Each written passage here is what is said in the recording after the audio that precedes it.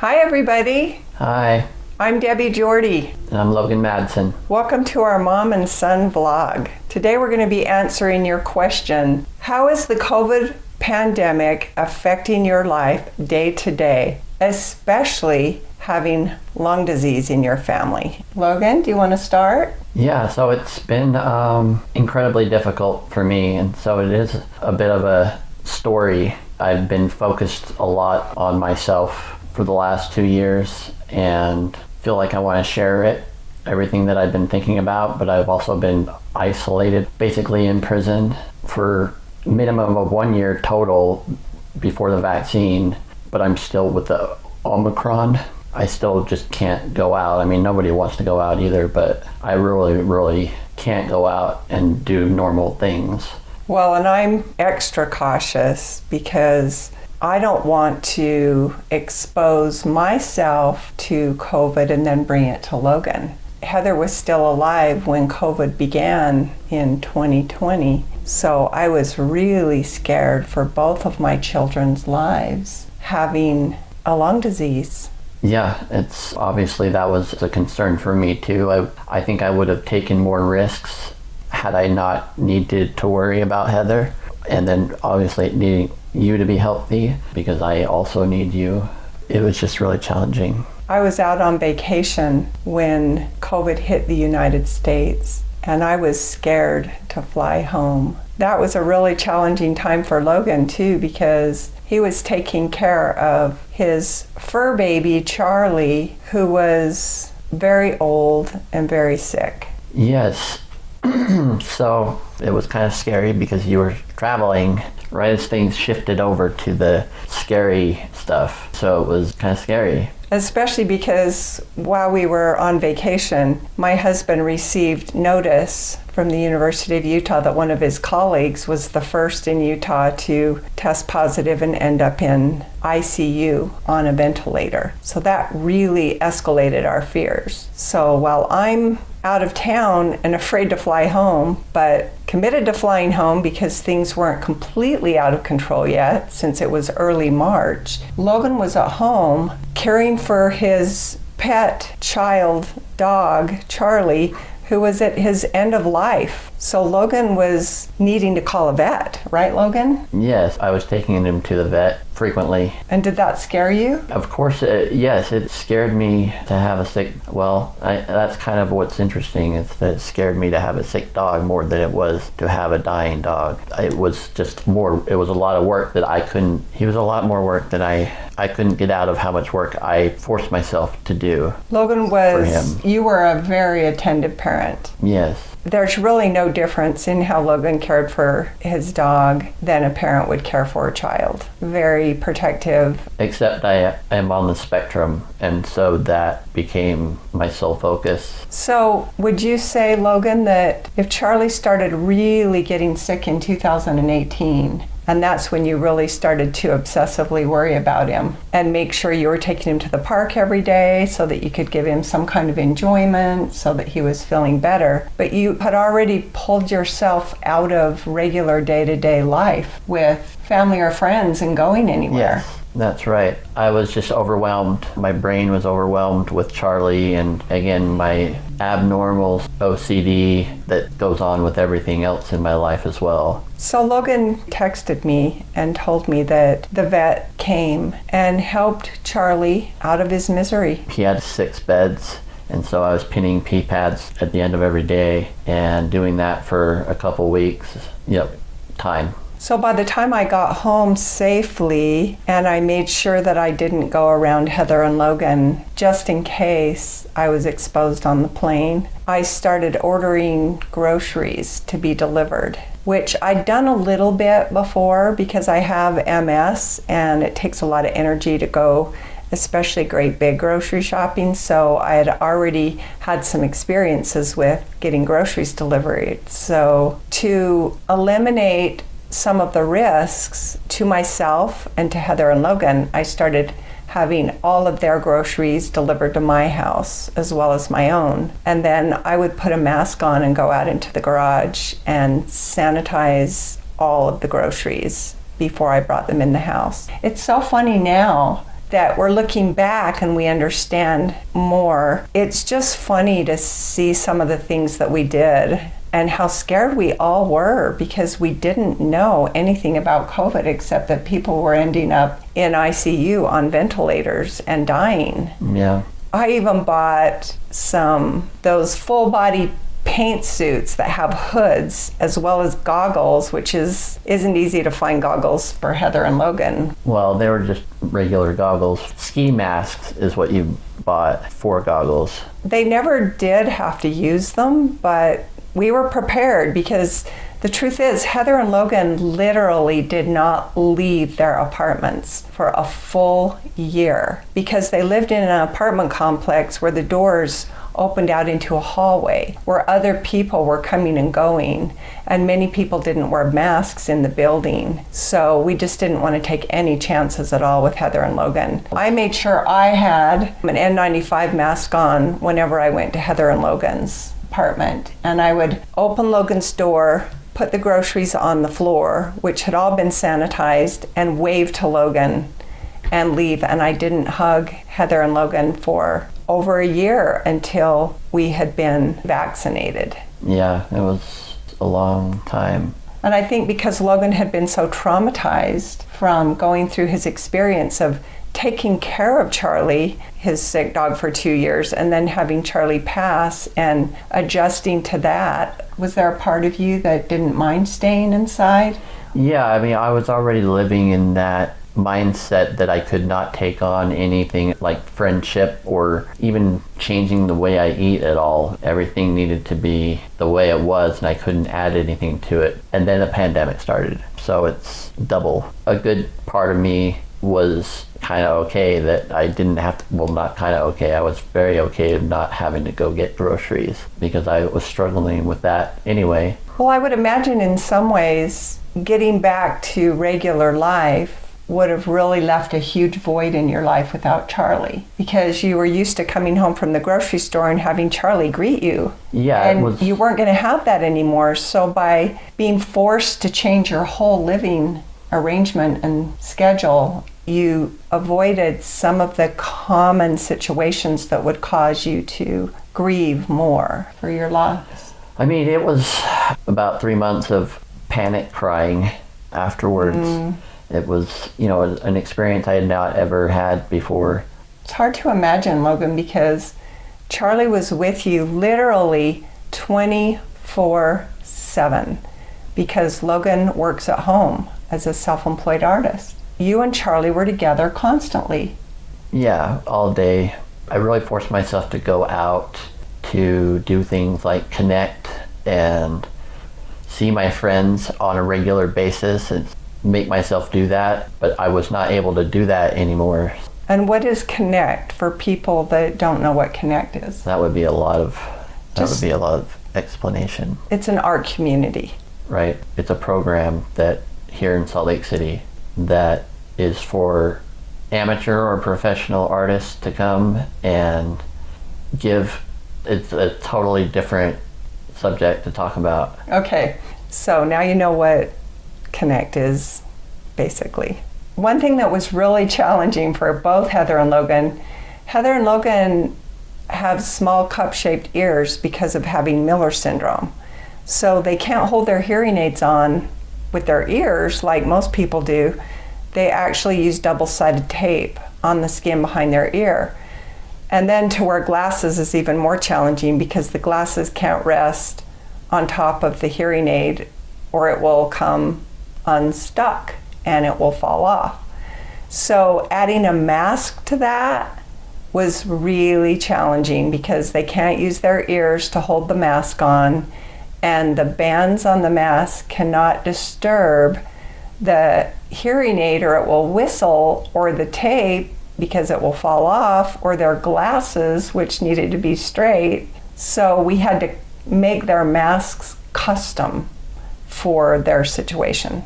Yeah, it was very challenging. Well, we didn't have masks for a while. Because you didn't need them, because you weren't going anywhere. Yeah, well, true. Well, I just happened to have some N95 masks that I had ordered because in Salt Lake City here we get inversions. and there's a lot of particulates in the air. So I happen to have some N95 masks. So Heather had been having an aide come in 4 days a week for 2 hours each time.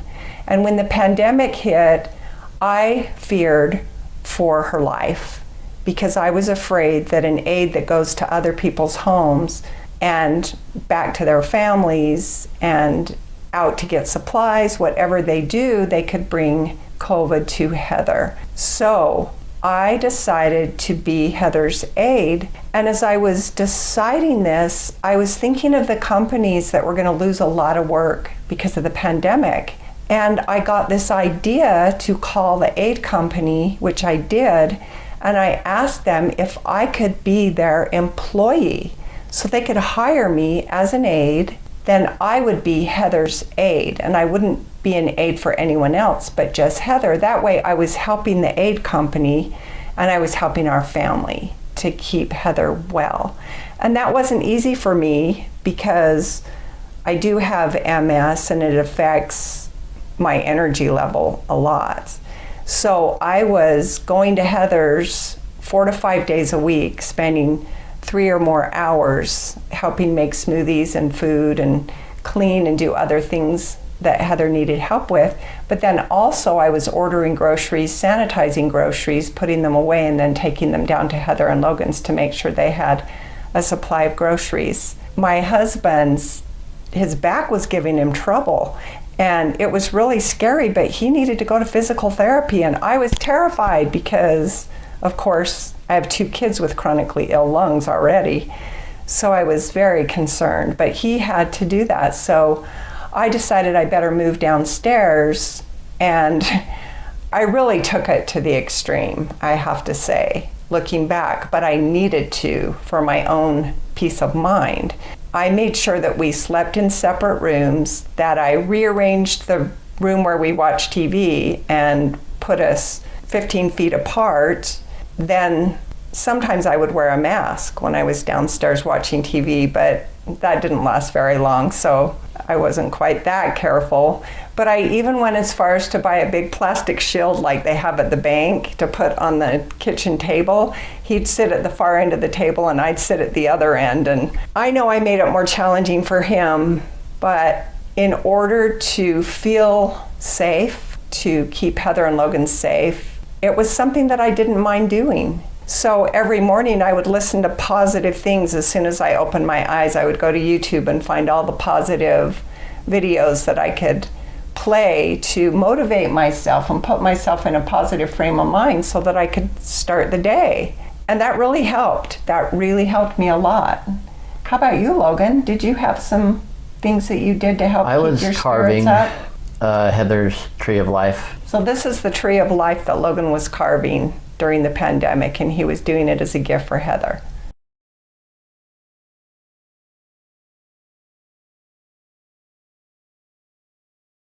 Carving took place of all the time that I was spending with Charlie. So it was all I was doing was carving and eating and, normal, that's it. Carving was it.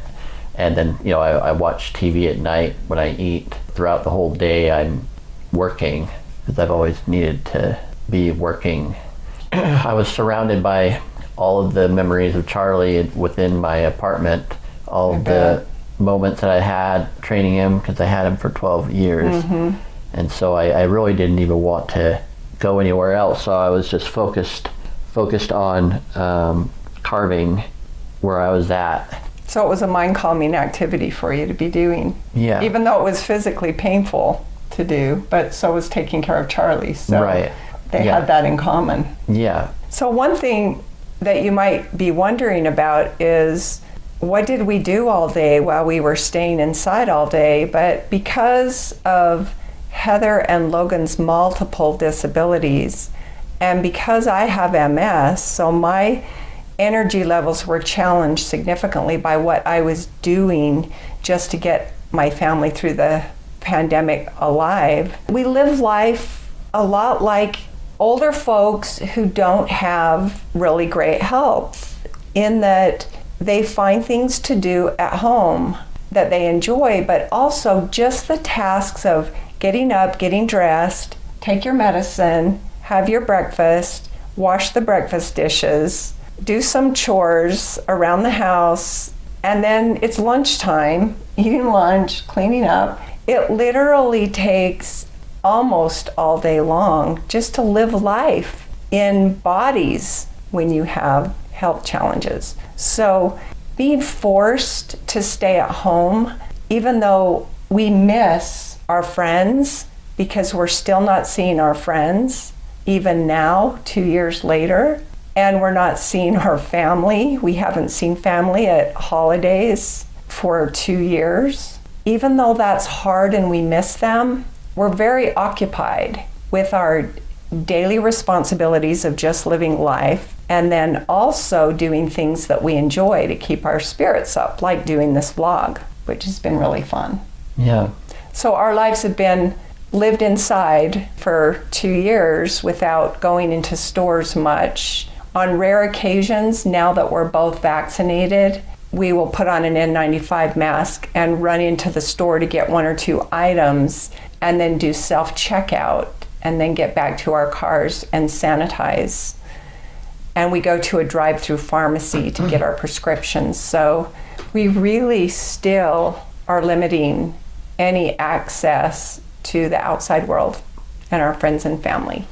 And that's not where our focus is, though. Our focus isn't on missing our friends and missing our family, although we do. Our focus is on, wow, I really enjoy editing these vlogs and making posts and reading and watching videos and going outside when it's a beautiful day and keeping my exercise up. And of course, we were very, very busy taking care of Heather after her cancer diagnosis, and then going through her loss, and then remodeling Logan and Heather's new home. So we've been very, very busy. In fact, I'm not real sure how much time we would have had to do extracurricular activities on top of what we were doing that's been keeping us so busy. Yeah.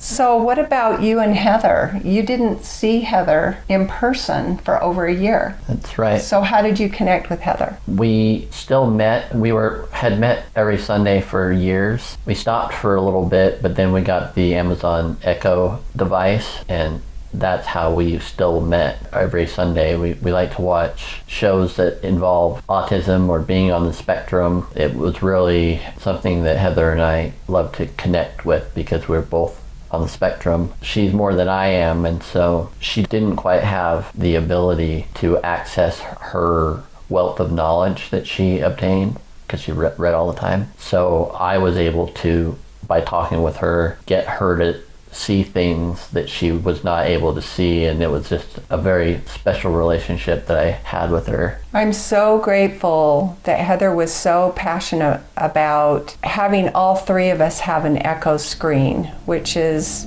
a lot like Zoom now, except that it's its own screen and it has very clear widescreen picture and excellent audio. Sometimes I would walk into Heather's apartment to be her aide, and she stayed in the living room and I stayed in the kitchen, so I didn't hug Heather for over a year until we were all vaccinated either. And I would hear Logan talking to Heather on the Echo screen, and I actually thought he was in her apartment, because I guess we should be doing an advertisement for Echo. I know, it's kind of weird. But it's great because after Heather passed, that left me with 2 Echo screens. So I have one downstairs where I exercise, and I drop in on Logan, so he's and by painting. Drop in, she can just drop in to my screen and see what my camera is seeing. So even if he's whenever she asleep, wants. I get to see where he paints. And then I can see his light turn on in the hallway, and then I know, oh, Logan's up. So we feel like we're together, even though we're not together. And it's wonderful because I go downstairs and exercise while he paints, so we're doing that together. And then I have another one upstairs by my computer where I'm editing these vlogs. And so he's painting while I'm editing, and we're together on the screen. And that was all Heather's idea. She was very, very passionate about keeping us together, talking, communicating, seeing each other, even though physically we weren't as able to get together as often as we would have liked, and especially during COVID. Thank you, Heather. Now it's February 2022, and we have Omicron, and we have people that are vaccinated, people that aren't, people that wear masks, people that don't. So what we do for our family is if we go in public, we always wear an N95 mask, and we still stay far apart from people as much as possible. Now, if we didn't have a lung disease in the family, and if I didn't have MS and a moderate lung obstruction, if it wasn't for that, maybe we would loosen up our requirements for being safe. But for our family, that's what works. And Logan, you were talking about how much you understand both sides of the mask controversy and the vaccination controversy. Yes, I believe that for a lot of people, life was hard enough, and this just makes it unbearable. Like they can't, like that's it. The mask, no vaccine, no. Vaccine's a little bit different in that you don't want that in you, then you don't want that in you. You don't know what it is, especially if you don't get a yearly flu vaccination, which I do, but a lot of people don't, and it puts me in danger, obviously, if they don't. But I also can't righteously say you have to have this vaccine.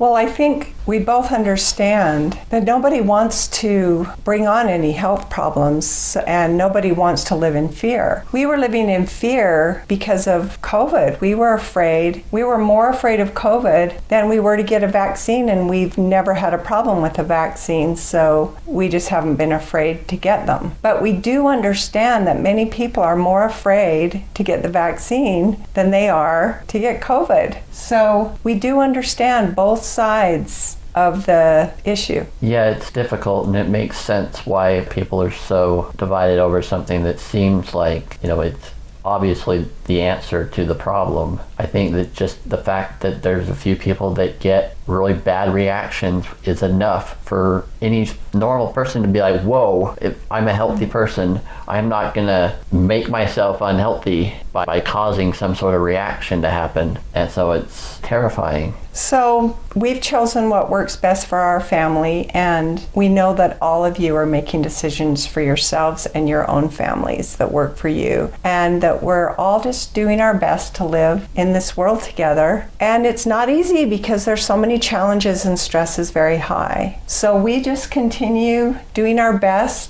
every day. I do to focus on, I get to see Lynn and I get to see Logan. We have, like Logan said in one of our videos, food, shelter, water. We have the basics met. We're actually having quite sunny weather here this winter in Utah, so that's lifting our spirits. So we're focusing on the beauty in the world, the activities that we enjoy doing, and surrounding ourselves with what makes us happy, and focusing on thoughts and beliefs that also make us happy. Yes, I'm focusing on appreciating and consciously acknowledging how hard it is for everybody else right now. One thing Logan and I were thinking about was if you go long enough without doing some of the activities that you're used to doing, you actually forget how much you enjoy them. Like Logan and I really enjoy golfing together, but because of our physical challenges, we haven't golfed for several years, and every spring we think, oh, let's go out and golf. But what's funny is we forget how much we enjoyed golf, but we don't forget how much our bodies didn't enjoy golf. And I think it's that way during the pandemic. Like, we've forgotten how much we enjoy being out in the world with friends and being outside. I guess it's hard for me to, like, if I said that, I would just be saying that. I wouldn't be like, obviously the enjoyment that I have with friends and my friendships that I've had and done things with, it had gotten to a place where it was hard for me to want to do that. But again, it's because of Charlie mainly. Mm-hmm. So Logan's been excited to get back to what's life going to be like when I don't have a sick dog to take care of. Right. But because of COVID, he hasn't been able to get back to that to find out. So we're very optimistic that it's very close. We're really optimistic. Yesterday, Logan and I decided to run an errand, and it's kind of funny, but I actually ran out of gas. And I was pretty sure I was out of gas in Logan's carport. But we decided to take our chances, and we only made it down the road and around the corner before I ran out of gas. So funny. How can we run out of gas, right? So Logan and I got out of the car, and it's a level walk, and it wasn't far, and it's a beautiful sunny day, and we have a gorgeous view of Mount Olympus. And we were walking along, and I suddenly thought, wow, Logan, this feels like normal life. And it felt really good. Yeah, well, it's sunny, and it's been winter. Winter's kind of our longest season at this point. It's not always snowy, but it's gray and all the trees are dead.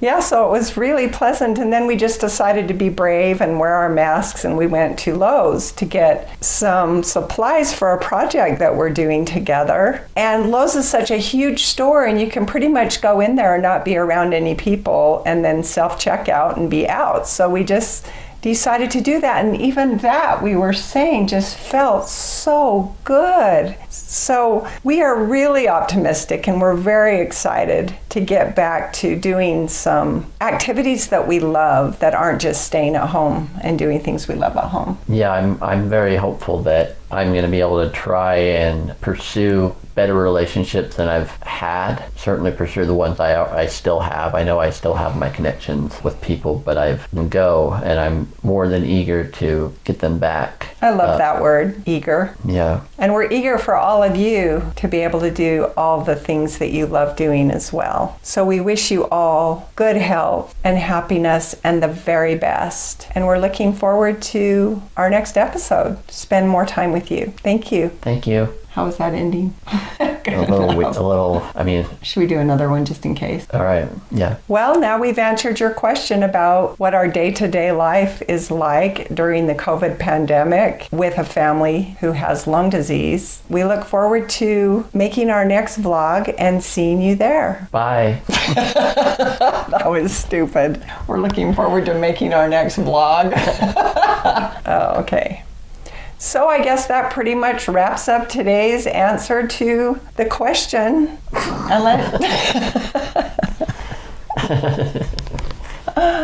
We're done. Yeah, we're done. Next. Until next time, bye-bye. Bye.